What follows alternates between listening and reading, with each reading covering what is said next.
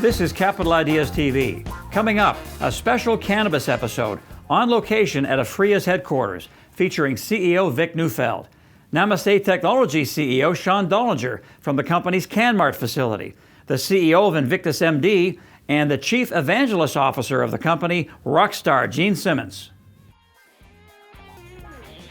Hello and welcome to Capital Ideas TV. I'm Mark Bunting. Well, spring is here, and for hockey and basketball fans, that means just one thing, and that's the playoffs. The best 16 teams in each of the NHL and NBA are in the midst of a grueling test of their abilities, and only the best will survive. Well, cannabis companies are entering a postseason of sorts as well. Industry consolidation. The easy growth is locked in, production capacity is coming online, and companies are loading up their coffers in preparation of the main event.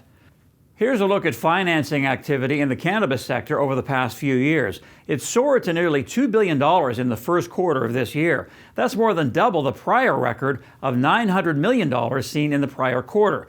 Companies know they'll need plenty of cash to build the scale they need to stay ahead of the pack. Share prices at all-time highs presented the perfect opportunity.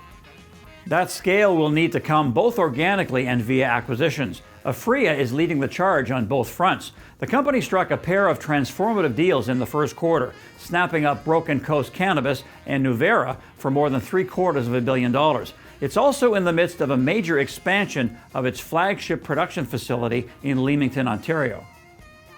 The company just put the finishing touches on Phase 3 of its expansion.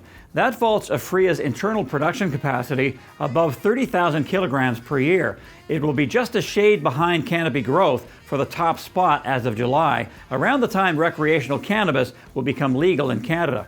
As a result, Aphria will be able to comfortably bid on wholesale supply contracts across the country. Now, the work isn't done at Leamington. Phase 4 of the expansion is already underway and will push production space up to 1 million square feet. Apria aims to have total capacity of 230,000 kilograms annually as a result of that and its acquisitions.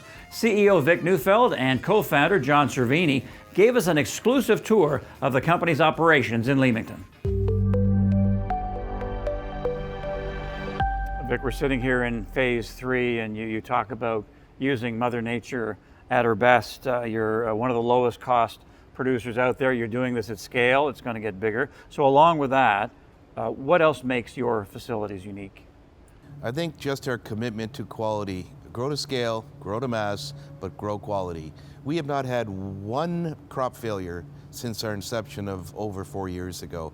And it's a real testament to not just our growers, but our quality team and our abilities to continue to learn on the job. How this plant now in the month of April needs a different form of tender loving care in terms of nutrients, biocontrols, sun, the lights that are on now because it's really, really overcast today. We've continued to learn. And when you adopt that sort of mentality, and it embeds in quality, that's why we are who we are. Last time we talked was in July, and I don't need to tell you that so much has happened in the sector and with Aphria. You buy Nuuvera, you've got the deal with Double Diamond, you buy Broken Coast. So give us a sense of the overall strategy, growing out your expansion plan at the same time in sort of a parallel way, making acquisitions and partnership and doing partnerships as well. So there's three revenue platforms I really want to talk about. Medical, our DNA that we began with, and effective today is still the only commercial transaction available to us in Canada. We will never lose sight of that sort of beginning, the humble beginnings, and where we're now in terms of having a very, very dominant position in the medical community. And that's before Shoppers Drug Mart places their first order with us, which should come imminently. Hopefully Health Canada moves the needle. But it's also the recreational model. Where are we in our various conversations? I think the press release is very self-explanatory for SAQ in Quebec, but let me just tell you, there are many other provinces where the conversations are at third base, rounding, coming home, so to speak. And then international. The acquisition of Nuuvera was very, very strategic for us in a meaningful manner because they had the relationships, they had the talent, they did the in-market strategic reviews where we were more focused on the Canadian medical and building our rec brands, waiting for the opening bell. And so whether we talk about Germany, the Netherlands, Ireland, Israel, Spain, Malta, the countries that they were in were all what we call mature markets. Mature meaning the health departments were of that mentality, similar to Health Canada. The conversation was moving towards medical in a very meaningful manner. The amount of health claims or health conditions that they were going to allow scripting for, population sizes. So for us, that acquisition was a must. It was a perfect fit over what we were already doing ourselves. I'd be remiss if I didn't ask you about the optics of the Nuuvera deal. A number of Aphria insiders, including yourself, own shares in Nuuvera before the deal was done. Technically, because it's a plan of arrangement, you didn't need to disclose it, and you also say that the numbers were not really that material, but I'm sure you understand the optics of it are maybe don't look the greatest. So lesson learned, or how do you respond to the criticism? With many things in life, lessons learned, absolutely. But let's not forget, this was August of 2017. Together with many other investments on our balance sheet, strategic investments, where it's just not an equity play, but it's absolutely strategic on what we can get from them or we can sell to them. Nuuvera was very important because they had an offtake agreement for 17,000 keys.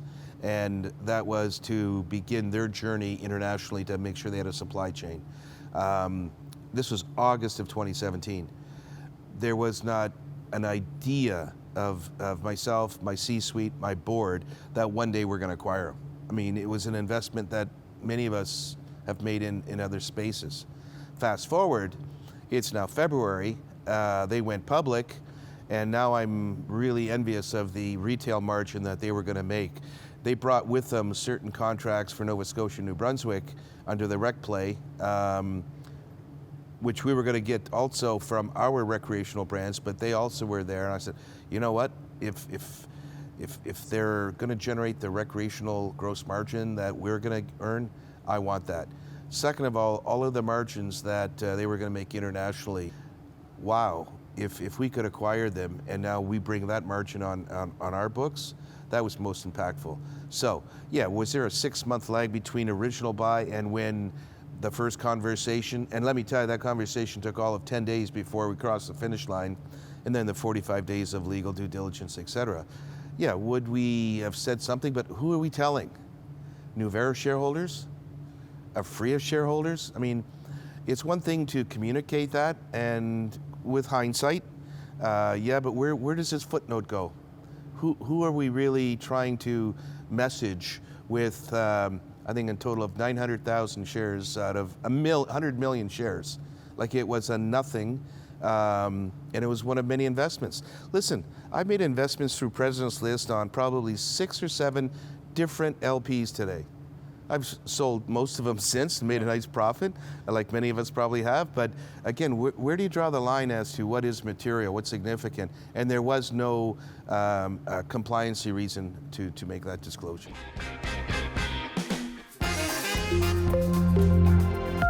Right now you walk inside a truck and you see multiple devices. You see a fleet management device, you get two-way radio, black box, tablet of some sort, front camera, $6,000 to $10,000 worth of equipment. We're shrinking down to less than $1,000 in one device. The change in the cabin is just dramatic. It's just much, much safer for the truck driver to be able to use one device. Really what we're doing is we're creating a new environment and a new technology that has not been seen to date in the market. If there's one word that best describes the medical cannabis market in Canada, it's competitive. With top producers building scale rapidly, many new entrants will have a tough time winning over new customers. But Namaste Technologies is not likely to be one of them. Once it's fully licensed, the online vendor of cannabis paraphernalia will soon launch its CannMart cannabis distribution facility in Toronto. Namaste believes it'll have the jump on a large swath of customers. The company's experience in the UK lays out the case. Namaste operates websites that sell cannabis accessories such as vaporizers. That's provided the company with a wealth of data on customers that are likely to buy cannabis. More than 200,000 phone numbers and home addresses, and more than 500,000 emails. Couple that with very steady traffic growth on its websites around the world, and there's a recipe for early success in the making. Namaste's CannMart facility is awaiting a license to sell cannabis that should be coming any week now. It will serve as a springboard for a whole new phase of the company's sales growth. And it's just the tip of the iceberg. Namaste aims to open similar distribution facilities across Canada and around the world. We visited CEO Sean Dollinger at the CannMart facility, and he explained how the company's methods allow it to succeed. One is keeping our overhead down. Two is traffic. You could have the best facility in the world, but if you don't have customers coming to your doorstep, how do you succeed? Namaste, most reputable e-commerce website in Canada, namastevapes.ca and everyonedoesit.ca. We use that as the funnel, bringing in new customers, giving them an unbelievable shopping experience. And that's how we see us going forward. Tell us about your international strategy. You just struck a supply deal in Colombia. You bought a company in Jamaica. So what are the advantages of that? How important is it for Namaste, along with or versus sourcing out of Canada as well? So we don't know yet if we'll actually be able to import this product. We're taking the steps necessary to set up these partnerships and agreements all around the world in such a new space. Who knows where the space will take us? So we want to keep establishing ourselves globally. If we could import into Canada, again, the whole idea behind CannMart is to be able to offer this amazing variety of products. Doesn't mean that you should just be able to buy from a Canadian producer. Why shouldn't you be able to buy from any licensed facility around the globe? So that's one way that we really want to bring new products to Canada. But another thing that we want to do is partner where we could take over 10% of each facility that we partner with. They still manage it, but how neat will it be as cannabis legalizes around the world if there's constraints on how cannabis moves globally? If you're in Australia or if you're in Jamaica, you'd still be able to get that same Grizzly brand, which is Namaste's brand, of product that you know the experience that you'll feel being anywhere in the world. That's one of the goals that we have. Last time we talked, you talked about Namaste MD, this telemedicine platform. Explain that for us and how you think there's a real ease of use for patients. So far the reviews have been off the chart. We're getting over 50 signups every single day. This past week was the first week that we ran a Monday through Sunday. Today we now have 75 spots open daily starting today, and the responses have been amazing. The success rate of getting someone through the application process is well over 90%, meaning if 100 people sign up for appointments, over 90 people are actually getting their license. We're participating in research studies. If somebody wants to get cannabis medically, our job is to try to help them be able to use it. It's still a drug at the end of the day. We want to make sure that they're using it responsibly. And that's the whole idea behind Namaste MD, not only getting a person a prescription, but at the end of the day, helping them through the process of getting started with this new drug. Machine learning is talked about a lot. Your company is involved in it, and I'm curious about how you go about using that to help customers know what strain of cannabis may be right for them. Yeah, so through Australian vaporizers, that was the first time where we really took this company called Findify's technology and used it on our platform. And with Australian vaporizers, a company that was around for 5 years, just by using our backend powered by Findify, we immediately saw conversion rates go up over 50%, meaning originally it was at about a 3.5–4% conversion rate. By applying our technology, we jumped up to 6%. We'll keep using that. So as our selection increases from, forget about it just being vaporizers to consumables, et cetera, we plan on having hundreds of different products, kind of like when you go to Netflix currently. Why do you see certain films versus the films that I see? It's about an amazing experience, about putting relevant information in front of your eyes. That's what we'll be doing at Namaste. You said, Sean, this is still a very young sector. Who knows where it's going to go, but obviously you want to stay ahead of the curve. So what is coming? What's new or coming? Wearable technology, patches, what else is going to happen in the cannabis space? Yeah, so our next big thing that we want to focus on is wearable technology that makes it fun for the user to give great feedback to us. So imagine you're going to a grocery store, for example, and you go to the peanut butter section and there's 20 different peanut butters on the shelf. How do you know which one to choose? You know, you're basically looking at a label and guessing if that's the product you want. Now just imagine if virtually a screen could pop up showing you reviews, different feedback on those products. Well, that's what we want to do at Namaste. We want to be an independent review feedback site where, since we're not growing cannabis, you've walked through the facility, you don't see any plants growing here.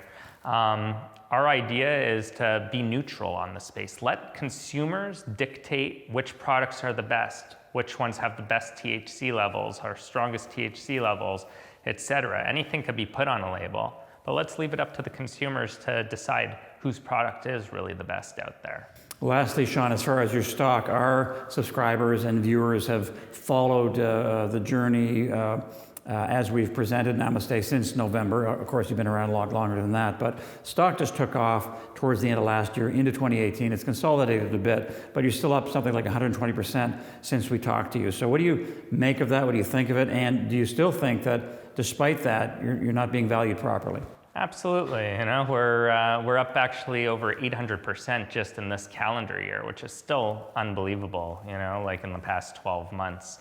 And again, like when we ran up to a $4.40 share price, we were still a great company back then, but we are such a better company today. We actually have a license now. We're actually going to be adding all these new products to our database, and we see customers. We're now at over 1,000 patients. Some of these companies, some of these largest LPs, for them to get 1,000 patients, it took them months. In just 1 month, we've been able to accomplish this already. So I think, again, you know, for anybody who's doubting us, they'll see that every month when we come out with our patient numbers now and our recurring revenue, I think everybody will be blown away.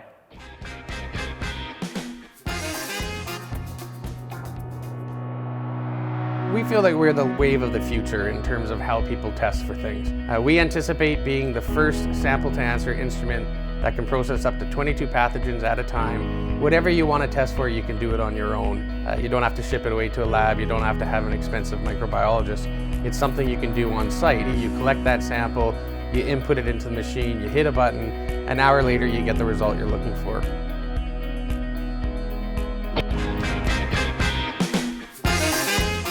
We're just a few months away from cannabis becoming legal in Canada, and there's a lot of pent-up demand. A recent survey by Ipsos found that 1 in 3 Canadians intend to try marijuana once it's given the regulatory green light. Soon, it's expected that hordes of customers will be banging on the doors of cannabis shops looking to buy, but they may find store shelves a little barren, and that will be a boon for licensed producers. This analysis from Canaccord Genuity explains why. Analysts predict there won't be nearly enough cannabis available in time to meet the early enthusiasm.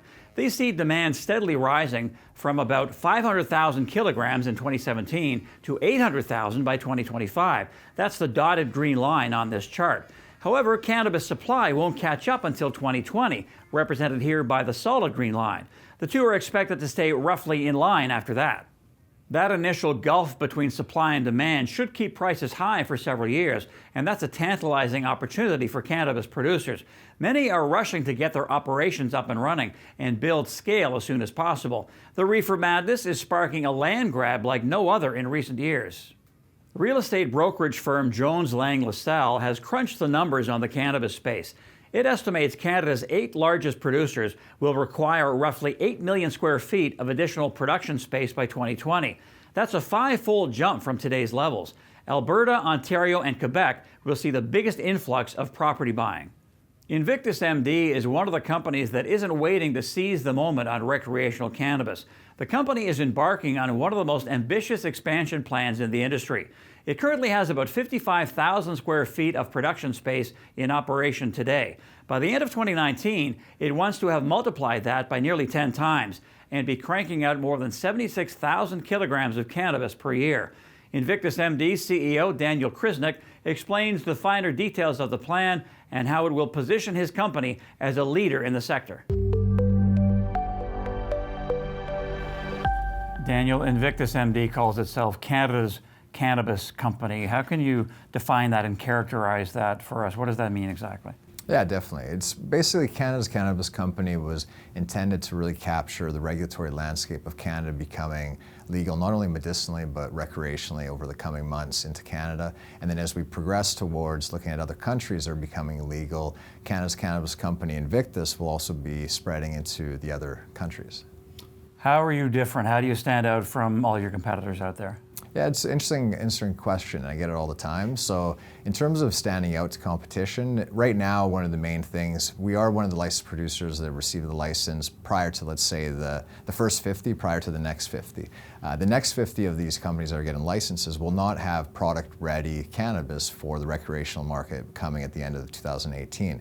We are one of the companies that will. So a lot of people talk about branding and how you differentiate yourselves, and because we're in an era of unknown in terms of marketing and branding and more vanilla packaging, etc., it's going to be more speed to market to get the product into the shelves and continue to provide consistency and quality product, so that'll then translate to additional profits and more product getting out to the market as we expand in our locations. Speaking of expansion, update us on that, and how are you financing that? You're pretty well fully funded out to 2019 or not quite? No, so we've got fully funded up to 20,000 kilos right now. So right now we have about 100,000 square feet of space that will be available for cannabis production. By the end of 2018, which should be at about 200,000. That's fully funded. Now by the end of 2019, we expect to be at about 520,000 square feet of cultivation space, and that's about a run rate of about 50,000 kilos per annum. So currently we've got about $22 million in cash in the bank. That's going to be funded for about the 200,000 square feet of expansion. And then going forward, we'll do other financings, whether it's through the capital markets. We're seeing more companies now come out with debt financing, which is great. Good interest rates, good security packages. So we'll definitely look at some debt financing down the road as we continue to get more cash flow into the business and provide more of a cash flow based debt package. Some investors may or may not know that Invictus MD actually supplies Canopy Growth. So how important is that for your company? Yeah, so Canopy Growth, the original deal with Canopy was that we would get certain strains from Canopy in a time when it was very difficult to get strains. So those strains, we've committed to providing Canopy with a product from those strains. But within and that's just in AB Laboratories in Ontario. Acreage Farms in Alberta is full vertical integration type of company. It is looking to get additional strains right now from the Netherlands. That should be coming in the coming days here. And then with the Canopy model in terms of a wholesale, we'll continue to evaluate that as we go into these different provinces and we go into the recreational market. So it's not a necessary a term that we're going to be continuing with over the long, but we'll see how that goes over the coming months. On the cost side of things, you've got companies like Aphria, and they're all about low cost. And then you've got Organigram, they're more sort of on the premium side. Where do you fall? We fall on the Alberta side, we fall at a low cost. We actually have low cost electricity, low cost of disposal, low cost of water. So we're talking around $1.30 a gram. It's all grown indoor, but it's still very low cost. In Ontario, it's a little bit higher because of electricity costs, but we fall not as the cheapest, but not as the most expensive. So somewhere more in the middle range. What about the stock, Dan? You've been around for a while. It's a wild sector, as you know. Yes. Things are a little more subdued now, but do you think you're undervalued, and how would you compare yourself in terms of some of the metrics with some of the other companies? Yeah, I would say that if you looked at purely from the metrics of the other companies, I would say that the stock is undervalued. It's not because I'm conflicted in saying that. It actually just based on the numbers, we are undervalued. A lot of the companies are looking at a funded capacity type of calculation, which is about, let's say, 20,000 dollars per kilogram of funded capacity would be the market cap, and we're sitting around 8,000 to 9,000. So definitely, there's room for growth there. I think a big catalyst for us is going to be sales license in Alberta. So we're waiting on that. We're having sales inspection as we speak in Alberta. So I think once we have that, we'll have a fully rounded cultivation and sales license in both Alberta and Ontario. One trait the rich and famous have in common is that however much money they have, it's never quite enough. And that describes KISS frontman Gene Simmons to a T. He's worth an estimated $300 million thanks to a lifetime of success as a rock star and serial entrepreneur.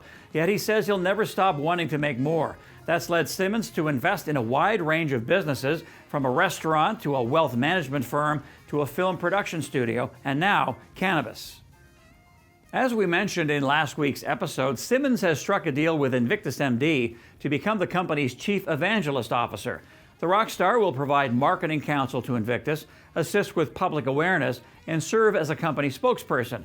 He'll also help with branding efforts once cannabis is legalized recreationally in Canada. In addition, Simmons has agreed to attend at least 50 investor presentations and 25 company events over his 5-year term. It's quite a pivot for a man who's sworn off the abuse of drugs and alcohol his whole life. Simmons simply says he was wrong about some of the benefits of cannabis after he did his due diligence. He says he had many cannabis companies approach him about being involved with them, but he chose Invictus MD. Here's why. Gene, you've said that you had lots of opportunities in the cannabis sector. Companies came to you. But then you met Dan, the CEO at Invictus MD, and you guys really hit it off. So what was it about that meeting and Dan and the company itself that made you decide to get involved with this company? Dan actually came in towards the end of the meetings. We had a full day of one company right after the other coming to my home, and I appreciated all that. And then we ran out of time, but I was told that this company called Invictus wanted to meet, and so I did a little reading about it, and that night we had dinner. When we sat down, we started to talk as people and about family and about his love for his daughter. And I immediately connected in ways that I didn't with some of the other companies. Difficult for me to get involved with people who make decisions by committee. It just takes so long to figure out that everybody's happy, and then you slowly move forward together. You want forceful, accurate, qualified leadership, and the more I found out about Invictus, the more I found out about Dan, and the more I found out about what they do, how they do it, the more excited I was as an investment, as a business strategy, because you can probably tell I'm an avowed, unapologetic capitalist. And anywhere I see an opportunity, legal of course, I want to jump on because I want to be on the winning side. With Invictus MD, what's the key to building this brand, and what's the, I know it's early days, but what's the plan, what's the strategy? The smart plan, as with anything, is division of labor. Teams are only as good as the members on the team, whether you're not a football team and so on. The goalie is going to take care of the goal, and that's what he does best, and the guy that's passing the ball. And the better aligned you are with the team, the higher the quality of the team is, the more likely you are to succeed. And underneath that, you've got to have something that's worth working on with all the talent and the moxie and everything.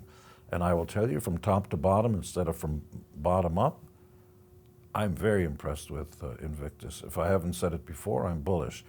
Now, of course, some people think that the new ticker name, Gene, is self-serving and that I thought of it. I did not. They turned around and said to me, genetics, Gene, that's going to be our ticker name.